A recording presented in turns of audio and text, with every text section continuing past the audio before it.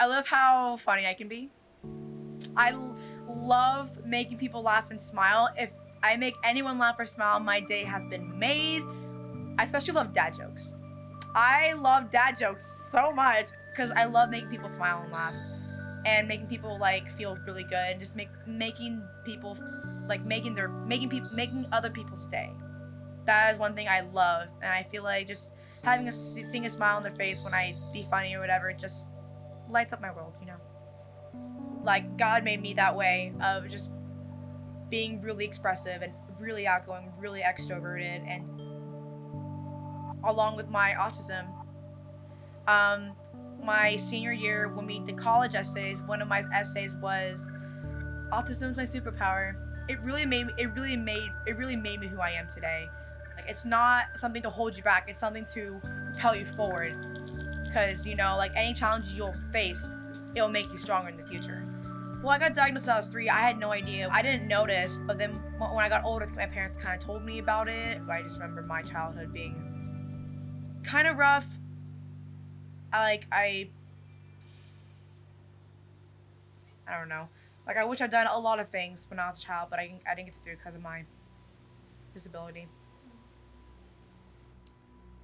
I didn't know I felt out of place till like maybe middle school or whatever. I was really afraid that people wouldn't accept me and like be loving because like they don't understand what I've been going through. So if I act a lot more different than others, they make fun of me for it. That happened sometime in middle school.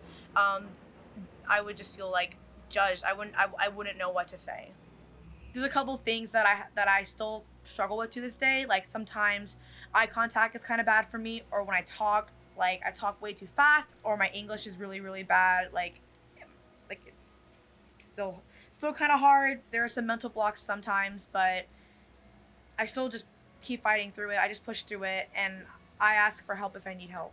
Still, like it's never too late to ask for help. It's crazy how far I've came along these past 16 years. I believe Jesus gave me autism for a reason. In 2014, I met Liv Lockery. She actually got me reintroduced back to Jesus because in 2015, she invited me to a church event. They didn't make fun of me one bit because since a church group is so much different from a normal friend group, like because we accepted Jesus in our life, so we need to accept others as well and love others like Jesus did. So they were being super loving and being very accepting. That year, I went to mixed and I got baptized when I was 13. I noticed that Jesus really changes people, like spiritually and mentally and physically. I trust God with all my heart. It makes me feel like I can do anything I put my mind to. Never judge a book by its cover. That's absolutely unnecessary. Like if you don't know anyone and like you try to assume, then stop. Like get to know them first. Like they may be going through some stuff.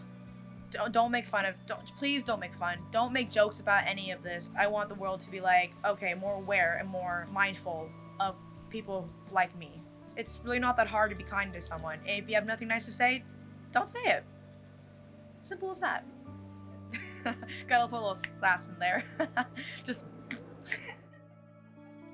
here's a message to my people who have autism or have a family member or a loved one that's diagnosed with any disability. You're definitely not alone. There is help out there, and there are people out there who love and care about you because you are valuable. You were put on this earth for a reason. Like you were not an accident. Like you were made on purpose for a reason. Whether if you're on the higher spectrum or the lower spectrum, you were made for a purpose, and you're so loved. That's all I have to say. No one needs to tell you otherwise.